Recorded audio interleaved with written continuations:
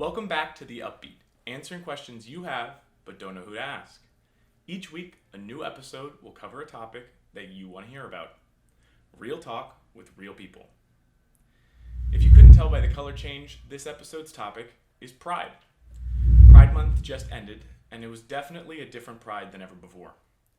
Typically a month filled with colorful celebrations, events, and the community coming together was flipped on its head.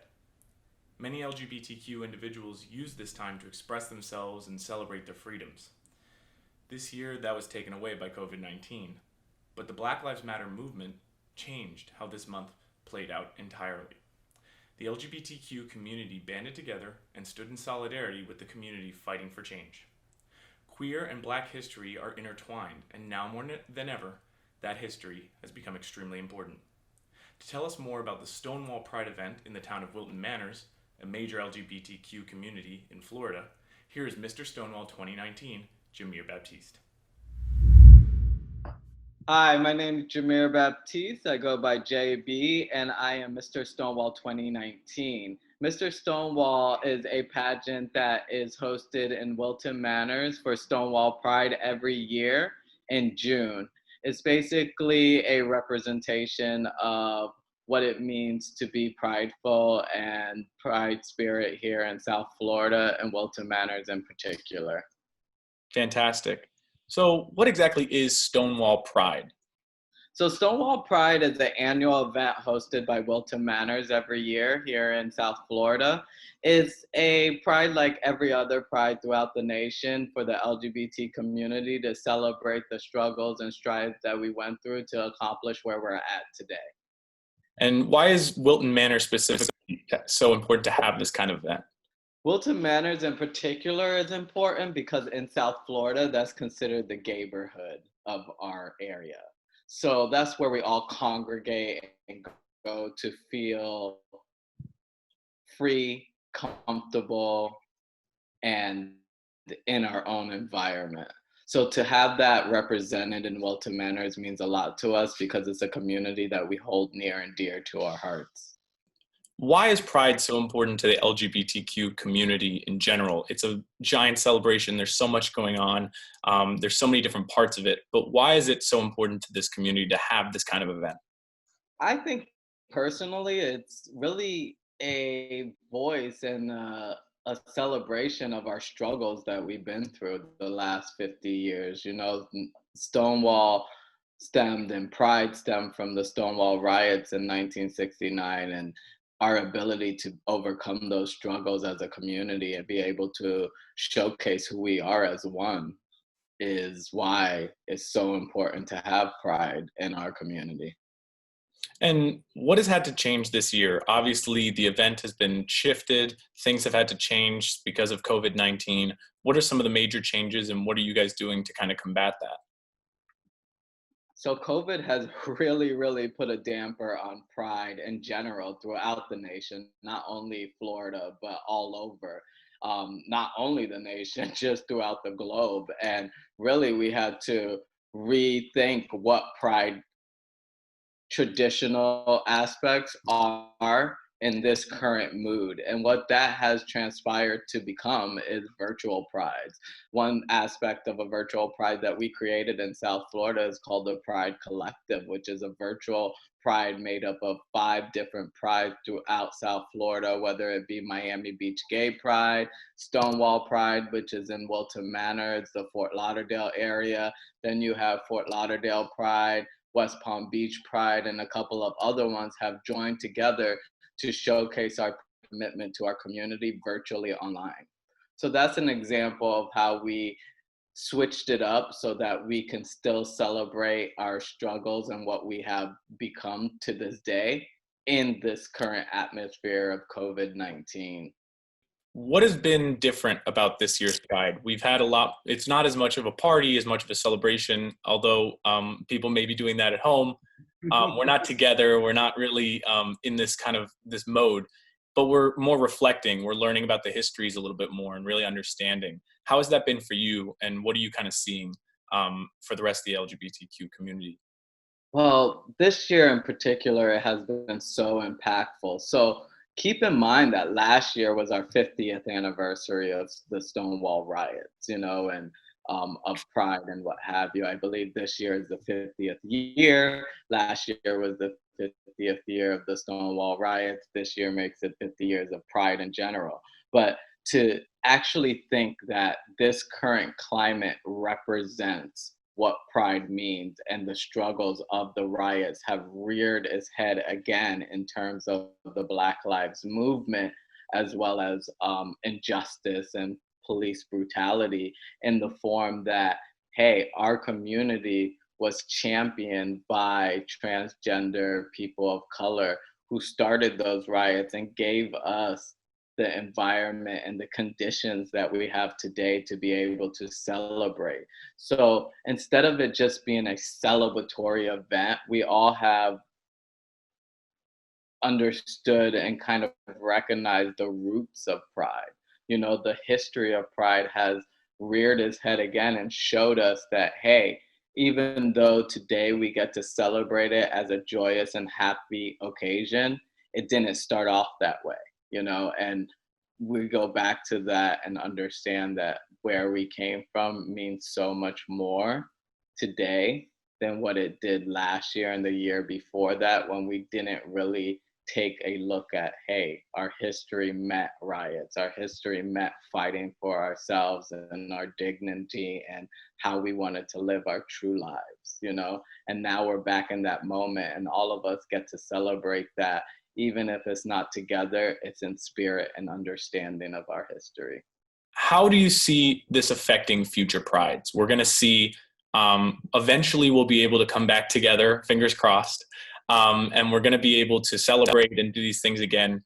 But has this kind of changed some of the ways Pride is going to function? Has this also kind of changed the way Pride is kind of celebrated? I think now this has given us an opportunity to look back and say, hey, this is really where Pride came from. And we should support certain groups and really help understand what Pride means to us more than just the floats and the parades. How do you think this is going to look long term?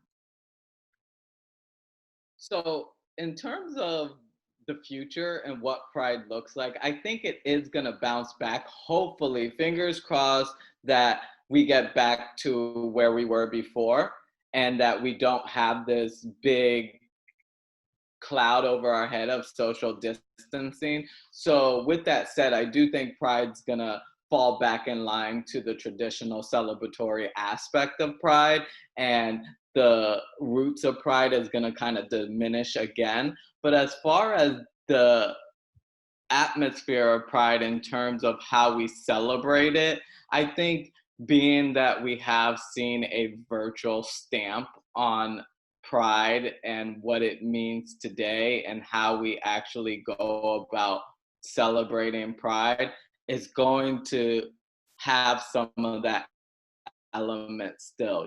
That portion of celebrating Pride is going to come back, but the virtual aspect of it is going to stay because it seems like it's working and people are responding to it in a positive and enlightening way. So I don't think that's going to diminish as much as the history. Right now, the history is prominent because it's showcased in what's going around, and you're going to see traditional Pride and virtual Pride mixed together to combine into a more unique hybrid version of a Pride that we once knew.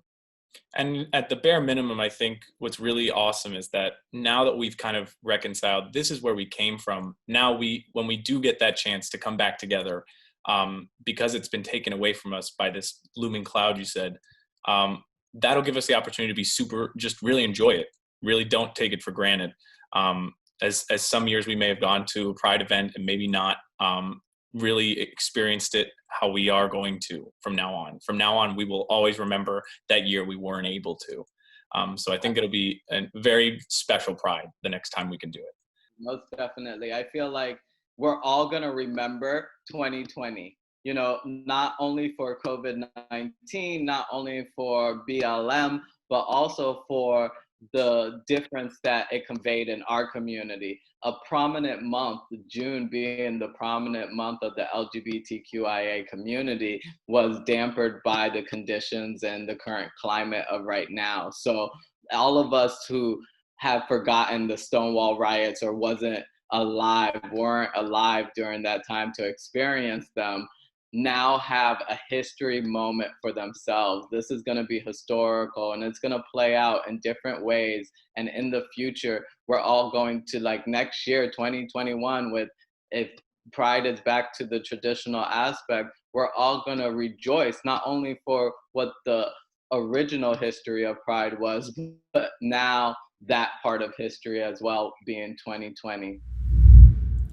Each week, we highlight someone doing something great for their community. We call it our Community Corner. This week, we're highlighting the We Are Wilton Employee Relief Program that is helping community members in Wilton Manors make it through these tough times. Jameer Baptiste will be telling us a little bit more about the program and why it's so important. Well, the We Are Wilton Relief Fund is basically a GoFundMe effort to raise money and financial relief for anybody who works in Wilton Manors that's suffering during the COVID-19 crisis pandemic. We wanted to build something in our community where we can give back and show the employees that they mean something and that your struggle in this current environment isn't overlooked. What is it about Wilton Manors that has made it possible to help everybody that's working there?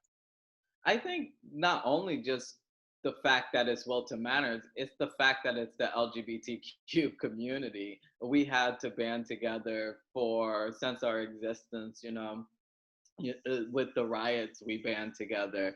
With our celebration every year, we band together. During marriage equality, we band together. We're so used to having to come together as a whole in our diversity that it's just only natural for us to do it in this moment in time. And I'm not saying that it's only the LGBT community that has band together, because we are committed to our allies as well. As I said previously, it's for the Wilton Manors employees in general. So you don't just have to belong and identify with our community. It is for the Wilton Manors community. And I think a big part of that is the LGBTQI community, that we band together because we've done so many times before, that this is just natural for all of us to do again. The businesses that are in Wilton Manor specifically, a lot of them revolve around large community gatherings, restaurants, bars. This is a lot of people that are affected by this. So it's an important task that's being done here. So what are the initial steps? When did this all kind of get going? So We Are Wilton started initially in a real quick response to what was going on. The group that established it, which is WeMeg, is the Wilton Manors Entertainment Group, really noticed the need of it on the onset of what was going on. We can tell by the closures that there were going to be individuals struggling.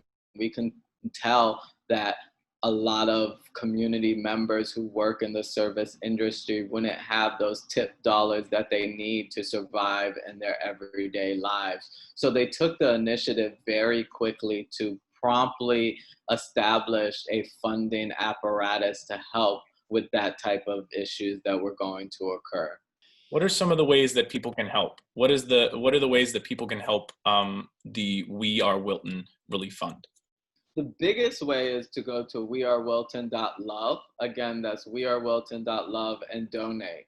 We have a GoFundMe link to the website, and you can just donate. Even if it's $5, $10, whatever you can help with will be a tremendous amount of help. Another aspect is to spread the word, let people know. Communicate it to others, not only employees of Wilton Manors, but also the business owners, your friends, your family, and so on and so forth. Because not only can each person donate, but there might be an individual who needs the funds and help that have not been educated on the apparatus that we're providing. They don't know about We Are Wilton, so they're sitting there struggling on their own and not realizing that there is a component and a organization out there that's willing to help them out with their struggles in terms of funds. So also with businesses might not realize that, hey, you can actually sign up as well. so that your employees who are not working at the time, who are furloughed or who have been let go, can actually get funds. So just spreading the word, and if you have any dollars or any type of money to help, to go to wearewilton.love and be able to donate that way. Awesome. You guys are doing amazing work. Thank you so much for all your help today. And we look forward to Pride 2021 when we can all be together again. Fingers crossed. Fingers crossed. All right. Thank you so much. As Miami steps backwards in its reopening plan due to a rise in cases and begins to close down once again, the Wilton Manors community will have to continue to come together and help one another. Find out more about the program and how you can help by going to wearewilton.love. Leave your topics, questions, and stories in the comments below. We'll take them all. I'm Samuel Willinger with the Upbeat. See you next time. Until then, stay safe, stay well, and be kind. And happy Pride.